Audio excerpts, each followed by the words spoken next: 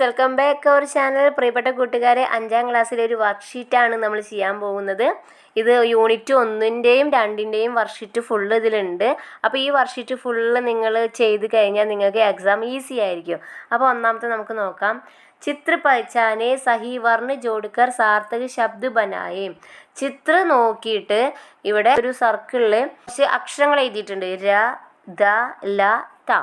അപ്പോൾ ഇത് യൂസ് ചെയ്തിട്ട് നമ്മൾ ഈ ചിത്രങ്ങൾക്ക് നേരെ എഴുതണം. ഒന്നാമത്തെ സൂര്യനാണ്. സൂര്യന് നമ്മൾ എന്ത് പറയും? സൂ ഡാഷ് ജ്, സൂരജ്. അപ്പോൾ ഇവിടെ നിന്ന് രാ എടുത്ത് എഴുതിയാൽ അത് സൂരജ്. 2 പൂവാണ്. പൂവിന് ഫൂൽ എന്നാണ് പറയുക. അപ്പോൾ ഫൂ ഡാഷ്, ഇവിടെ ലാ എഴുതിയ ഫൂൽ.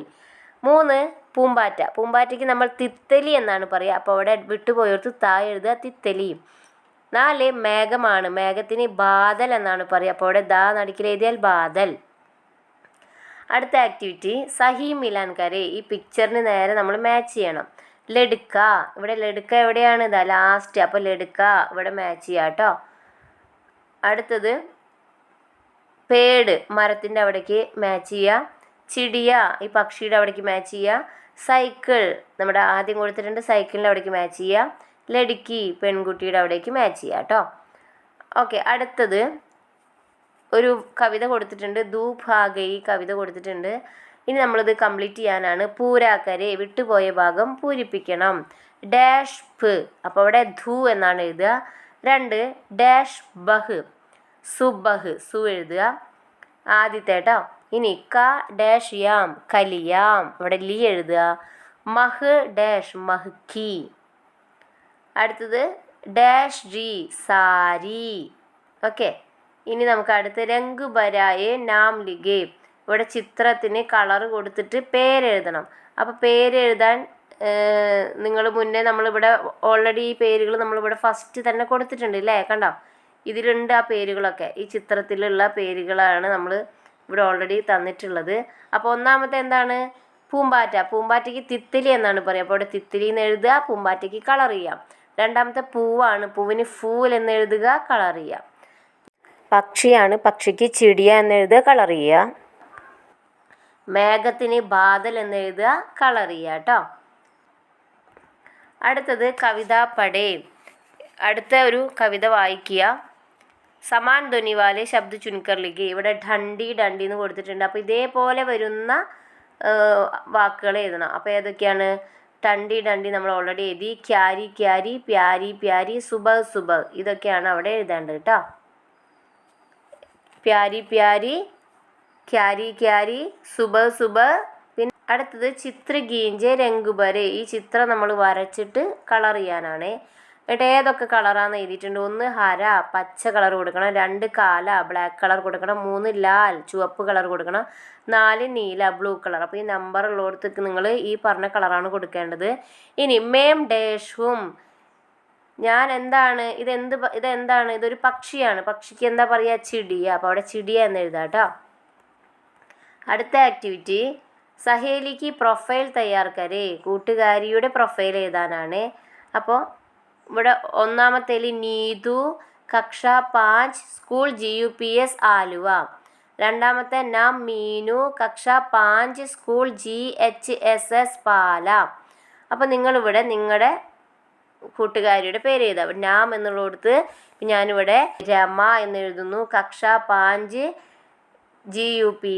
GUPS മാള എന്ന് എഴുതാം കേട്ടോ. അപ്പോൾ നിങ്ങൾ നിങ്ങളുടെ സ്കൂൾ എഴുതിക്കോളൂ. അത്രയേ ഉള്ളൂ. അടുത്ത കവിത പടേ. ഈ കവിത വായിക്കുക. കവിത വായിച്ചിട്ട് ഒന്നാമത്തേൽ ച, ചിടിയ. അപ്പോൾ ബാ വെച്ചിട്ട് ഏതാ എഴുതുക? ഇവിടെ നമ്മൾ നോക്കിയതാണ് ബച്ചേന്നുണ്ട്. അപ്പോൾ ഇവിടെ ബച്ചേന്ന് എഴുതുക. 3 ഘ വെച്ചിട്ട് നമ്മൾ ഗർ കണ്ടു, ഗർ എന്ന് എഴുതുക. 4 അം വെച്ചിട്ട് അന്തർ, അവിടെ അന്തർ എന്ന് എഴുതുക കേട്ടോ. അപ്പോൾ ഓരോ അക്ഷരം വെച്ചിട്ട് നമ്മൾ ഈ കവിതയിൽ നിന്ന് വാക്കെടുത്ത് എഴുതുക. ഇനി ഇവിടെ ചിത്രങ്ങളുടെ അടിയിൽ പേര് എഴുതണം. ഘ വെച്ചിട്ട് ഗർ, വീട്. ഗോംസല, കൂട്. ചോഞ്ച്, കൊക്ക്. അടുത്തത് ചിത്രകെ സ്ഥാൻ പർ ശബ്ദ ലിഖേ വാക്യപടേ. ചിത്രത്തിൻ്റെ അവിടെ സെൻറ്റൻസ് കംപ്ലീറ്റ് ചെയ്യാനാണ്. യഹ് നീതു കാ, ഇത് നീതുവിൻ്റെ. ഗർ ഹേ, അവിടെ ഗർ എന്ന് എഴുതണേ.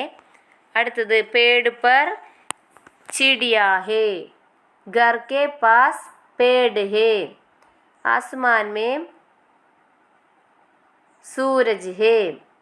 കണ്ടോ, ഈ ചിത്രങ്ങളുടെ പേരാണ് ഇവിടെ എഴുതേണ്ടത്.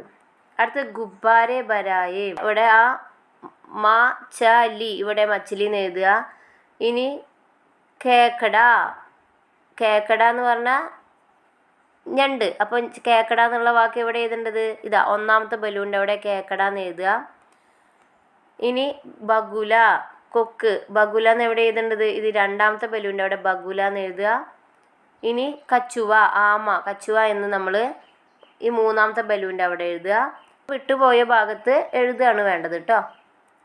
നെക്സ്റ്റ് പദസൂര്യക്ക് സഹായദാസെ ലിഖേ. ഈ പദസൂര്യനെ ഉപയോഗിച്ചുകൊണ്ട് എഴുതണം. നദി, ഇവിടെ ആമയുണ്ട്, ഞണ്ടുണ്ട്, മീനുണ്ട്, തവളയുണ്ട്.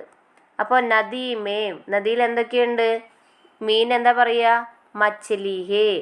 നദീമേം, ഞണ്ടിന് കേക്കട, കേക്കട ഹേ. നദീമേം. ഇനി അടുത്ത ആരാ നദിയിലുള്ളത്? തവളയ്ക്ക് മേഡക്ക്, അപ്പോൾ മേഡക്ക് ഹേ. ലാസ്റ്റ് നദീമേം ആമയുണ്ട് അല്ലേ, അപ്പോൾ കച്ചുവാ ഹേ. ഓക്കെ, അപ്പോൾ ഇത്രയേ ഉള്ളൂ നമ്മുടെ ഈ ഒരു ആക്ടിവിറ്റി. അത് കഴിഞ്ഞു. അടുത്തത് താലികാസെ ശബ്ദ് ബനായേ. ഒരു ടേബിൾ കൊടുത്തിട്ടുണ്ട്, അതിൽ ഒരുപാട് അക്ഷരങ്ങളുണ്ട്. ഈ അക്ഷരങ്ങൾ ഉപയോഗിച്ച് നമ്മൾ പുതിയ പുതിയ വേർഡ്സുകൾ ഉണ്ടാക്കണം. അപ്പോൾ നമുക്കത് ഈസിയാണ്. നമ്മളിതിങ്ങനെ നോക്കിയിട്ട് ഇവിടെ കുറേ വാക്കുകൾ കാണാം. നമുക്ക് തിത്തലി കാണാം, ചിടിയെ കാണാം, ഗർ, ബാദൽ, അതുപോലെ ചാർ, പിന്നെന്താ പിള്ള, ബാദൽ, അങ്ങനെ കുറേ വാക്കുകൾ കാണാം. ആ വാക്കുകൾ നമ്മൾ എന്ത് ചെയ്യുക? ഇവിടെ എഴുതി വയ്ക്കുക കേട്ടോ. അപ്പോൾ ഞാനിവിടെ തിത്തലി, ചിടിയ, പിള്ള, കാൻ, ഗർ, ബാദൽ, ചാർ, തൻ എന്നീ വാക്കുകൾ ഇവിടെ കണ്ടുപിടിച്ചിട്ടുണ്ട്. അപ്പോൾ അത് എഴുതിയിട്ടുണ്ട്. അപ്പോൾ അതാണ് ഈ ഒരു ആക്ടിവിറ്റിയിൽ ചെയ്യേണ്ടത്.